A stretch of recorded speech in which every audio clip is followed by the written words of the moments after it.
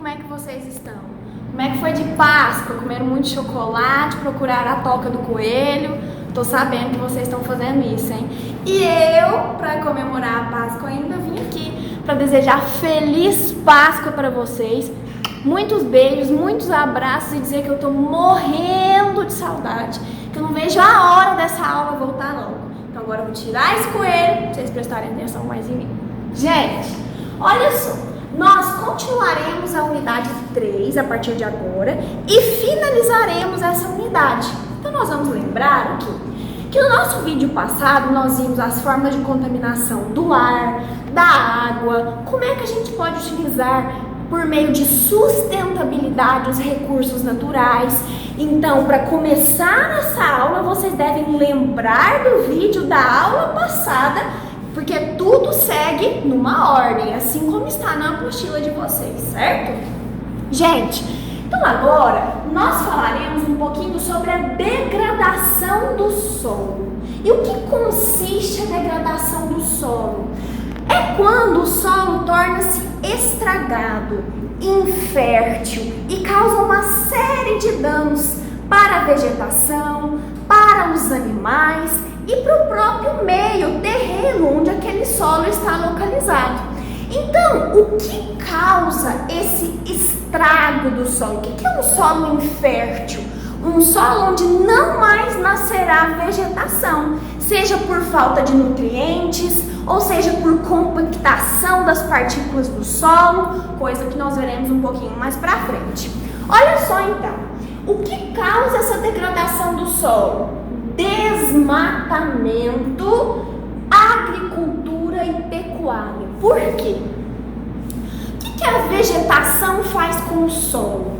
A vegetação protege o solo. Então vamos imaginar um gramado, coisa simples que dá pra gente imaginar. Um gramado lá do campo de futebol. Quando a gente olha para o chão, o que a gente vê? Várias graminhas.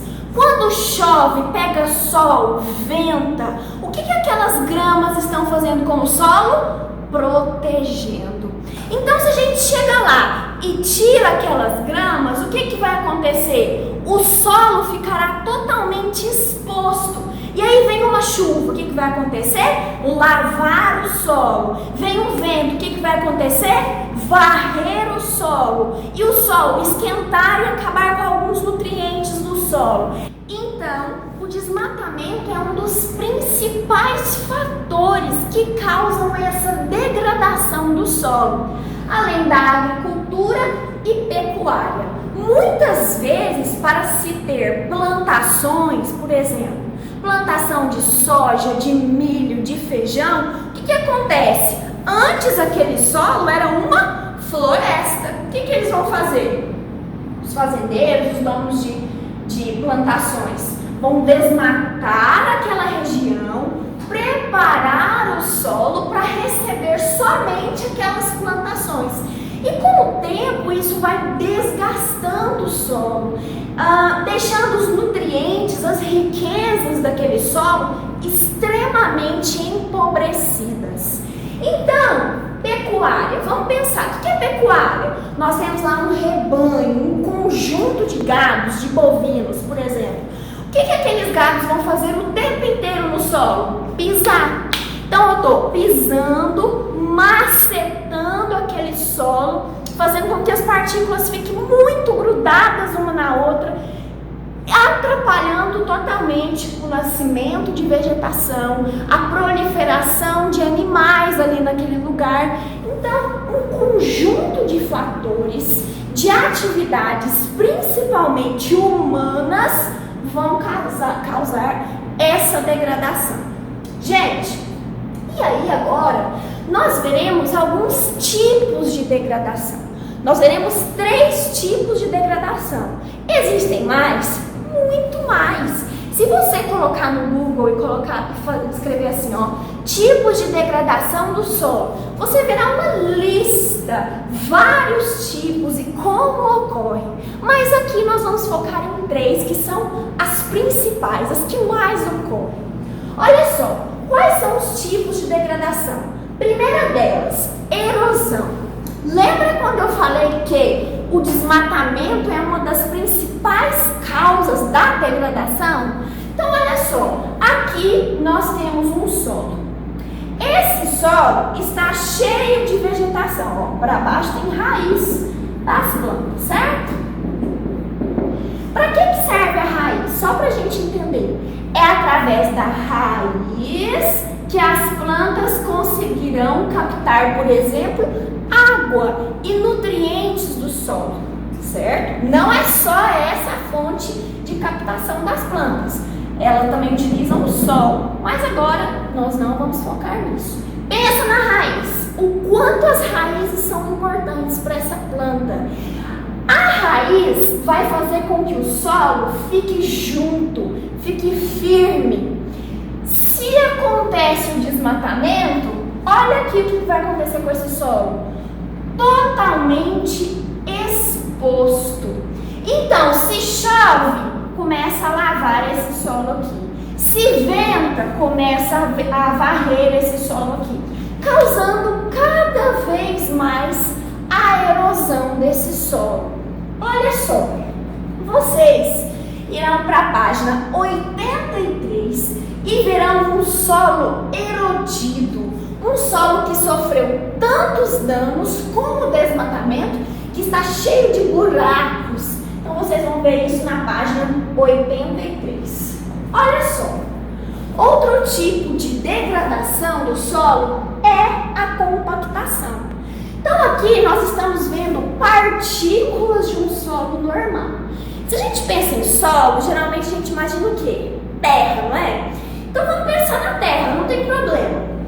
A terra, então, é formada por milhares de partículas que ficam coladas uma na outra. Essas aqui são partículas de um solo normal. Perceba, olha aqui, vou até colocar de vermelho, que entre elas existe um espaço e é necessário esse espaço. Por quê? Porque é através deste que as raízes das plantas vão conseguir atravessar e conseguir se manter ali naquele solo. Se acontece a compactação, olha só, nós não temos espaço para que as raízes da vegetação consigam passar. Então, a vegetação morre. Ela ficará sem nutrientes. Vegetação morrendo, solo exposto. Solo exposto acontece erosão. Por quê? Chuva, sol, vento, o solo vai se desfazendo. Ó, rimou. Então, o que nós vamos fazer aqui? O que acontece? Por que acontece a compactação? A compactação pode ocorrer por diversos motivos. Entre eles, máquinas pesadas. Vocês já viram que na agricultura, nas plantações, muitas vezes passam aquelas, não sei se é tratores que eu posso falar, aquelas máquinas gigantescas, varrendo o solo, colhendo nas plantações. Então são máquinas pesadíssimas que vão ajudando a compactar o solo. Pensa você, se a gente fizer, por exemplo, um monte de farinha na nossa casa. Se eu coloco em cima do monte de farinha uma lata de Nescau, deitada, passa no monte de farinha essa lata, o que vai acontecer? Ela vai ficar até dura, junta, e a partir dali, se aquele monte de farinha fosse o solo, não passaria nenhuma vegetação. Bom, o que mais? Rebanhos, né? Como eu falei para vocês, os gados pisando, macetando aquele solo, vai fazer com que ele fique cada vez mais compactado. E por último, o último tipo que nós veremos de degradação do solo é a contaminação química. O próprio nome já é bem sugestivo, já fala bastante, né? Então aquele solo ele vai ficar contaminado. Por quê? Seja pelo uso de agrotóxicos. Então nós sabemos que hoje em dia nas lavouras o que mais se utiliza, principalmente para beneficiar a economia, são os agrotóxicos.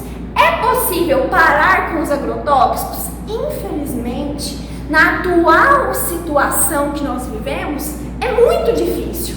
Mas nós, enquanto alunos de ciência e conscientes, podemos principalmente prezar Comprar produtos orgânicos. O que são orgânicos? Que não utilizam agrotóxicos. Assim vai evitar, sujar esse solo. Outro caso, chorume. Lembra que o chorume é o líquido resultado da decomposição do lixo, feito por bactérias e outros micro-organismos? O chorume também vai sujar esse solo, contaminar.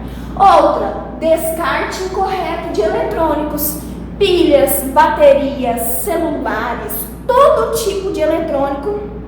Se a gente reparar, são descartados incorretamente e também contaminam o solo. Dentro da bateria nós temos vários elementos químicos que, com o passar do tempo, vão saindo dessas baterias e parando aonde? No solo, né? Outro, vazamento ou descarte de produtos químicos vindos das indústrias. Então, às vezes, a indústria joga propositalmente aquele descarte no solo, ou então vaza, também causando a contaminação desse solo. E aí, com a contaminação, vai causar o quê? Morte da vegetação, prejudicando também os animais, nós que também somos animais, certo? Porque muitos animais alimentam-se do quê? Da vegetação, certo? Então, também serão prejudicados. Além de contaminar o lençol freático, sujar as águas que ficam debaixo do solo, que nós já falamos isso na aula passada. Então, nós vimos que as águas podem ser poluídas, o ar pode ser poluído, o solo pode ser degradado. E como isso pode ser evitado? Fazendo o uso sustentável dos recursos naturais. Simples assim? Simples assim. Então, como que nós podemos fazer isso? Aqui eu vou pontuar para vocês algumas medidas que podem ser feitas. Para além dessas, existem outras milhares de medidas. E medidas até que vocês podem criar para reduzir a poluição dos ares, água, degradação do solo. Vocês podem pensar nessas medidas também. Bom, então, reduzir logicamente o uso, o desgaste dos recursos naturais, pensando em medidas que nós podemos fazer para utilizar outros recursos que não os naturais e terem a mesma eficiência, Reduzir o uso de combustíveis. Nós vimos que petróleo, os combustíveis fósseis, são recursos naturais não renováveis. Então, nós devemos reduzir o uso desses combustíveis. Uma das maneiras de reduzir é através do transporte. Por que então, se eu vou em um lugar que é próximo da minha casa, por que eu tenho que pegar o carro e ir até esse lugar? Posso ir a pé, posso ir de bicicleta, posso priorizar transportes coletivos? Bom, também devemos pensar na produção de energia elétrica. Produção de energia elétrica gera poluição? Gera poluição. E vocês vão olhar na página 85, lá existe uma tabela com algumas das formas de produção de energia. Lá você vai ver forma de produção, por exemplo, hidrelétrica. Quais são as vantagens da hidrelétrica? É uma forma de produção considerada um pouco mais limpa, gera um pouco menos de poluição. E quais são as desvantagens da hidrelétrica? O desmatamento para a construção de barragens, a desapropriação de pessoas que moravam naquele determinado terreno, ter que mudar de casa para a construção da barragem. Então vocês vão ler e entender as formas de produção, vantagens e desvantagens. Então olha só, vocês já vão ter que ver as fotos que eu comentei com vocês, tá tudo gravadinho aí. Vocês vão ter que ver na página 85, dar uma olhadinha com calma nessa tabela para entender. Não precisa decorar nada, gravar nada, mas entenda, crie a consciência de que para eu ligar a luz da minha casa, como que foi gerada essa energia? O que isso causou para o meio ambiente? É maravilhoso a gente ter essa percepção e olhar dessa maneira para as das coisas. Outra forma de reduzir o desgaste dos recursos naturais é reduzir o desmatamento. Como que eu vou reduzir o desmatamento? Como que você pode reduzir o desmatamento? Você não trabalha lá na floresta desmatando? Então, a gente tem que começar a pensar no seguinte: beleza, o lápis que eu escrevo veio da Faber-Castell. A Faber-Castell replanta as árvores que ela cortou? Será que essa empresa, ela tem um cuidado com o meio ambiente? De onde é que veio a minha borracha? Beleza, tirou o látex da árvore. Será que eles tiveram a preocupação em não desmatar a região? Então vamos começar a pensar naquilo que nós consumimos. Pesquisar sobre as empresas, sobre as marcas. Será que elas têm uma consciência, um valor de sustentabilidade? Isso é extremamente importante. E evitar desperdício de água, né? Como nós já falamos em vídeos anteriores. Então, reduzir o tempo de banho, fechar a torneira quando for escovar os dentes. Para lavar carro, enche só um balde de água. E isso é você que lava o carro? Provavelmente é seu pai. Então, cabe a você que tem esse conhecimento ensinar o seu pai. Desse jeito, todos nós estamos transformando o meio ambiente onde nós vivemos e trazendo só benefícios para o nosso planeta. Meninos, então para finalizar essa unidade 3, nós falaremos de métodos de tratamento de água e de esgoto. Na apostila de vocês, eu acho que vocês já devem ter olhado que uma das tarefas da semana passada era para vocês anotarem os tópicos de tratamento, né? Mas se vocês não olharam ou se olharam, eu vou pedir para que vocês olhem novamente as páginas 89 e 90 do livro. Por quê? Aqui eu vou somente explicar o porquê nós fazemos tratamento de água, o porquê nós fazemos tratamento de esgoto, e vocês não vão precisar decorar todas as etapas de tratamento, não há necessidade disso. As etapas estão ali no livro a título de conhecimento, para vocês entenderem um pouco mais o que acontece com a água, desde a hora que ela sai lá do manancial até chegar na torneira da nossa casa. É importante a gente saber isso também, mas não necessário decorar, tá? Gente, então por que é tão importante nós fazermos o tratamento de água? O tratamento de água vai conferir para nós qualidade de vida. Por quê? Porque vai contribuir para a manutenção da nossa saúde. Nós já vimos, inclusive, várias formas de como poluir as águas. E as águas lá do rio, do lago, do manancial, é a água que vai parar na nossa casa. E por isso é tão importante passar por processos de tratamento. Por quê? Fazendo o tratamento, essa água vai se tornar menos poluída, perceba que ela não é pura, mas não causará danos para a nossa saúde. Então o tratamento é fundamental para a nossa saúde. Se nós não tratamos aquela água, vários são os tipos de doença que nós podemos desenvolver, desde vermes dentro de nós, até milhares de outras parasitoses, que é aquilo que a gente vai chamar quando um bichinho invade o nosso organismo que estava ali na água e agora vai parar dentro de nós, porque nós consumimos aquela água.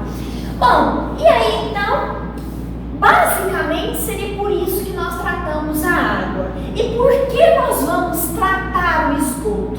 O que é o esgoto? Lembra que nós já discutimos isso? Que o esgoto é todo tipo de água que nós descartamos da nossa casa, seja do chuveiro, quando a gente faz xixi, quando a gente faz cocô, escova os dentes, água da pia, do ralo, tudo vai para o esgoto. E esse esgoto ele precisa ser tratado, principalmente para eliminar bactérias e outros parasitos que ali estão, e para tirar resíduos sólidos e a maior poluição daquele esgoto, para que ele volte novamente a ter contato com o meio ambiente. Então aquela água do esgoto, depois de tratada, retorna para a natureza. Pode passar por recebe ela de volta. Então, por isso é tão importante os tratamentos, seja de água, seja de esgoto, para a nossa qualidade de vida.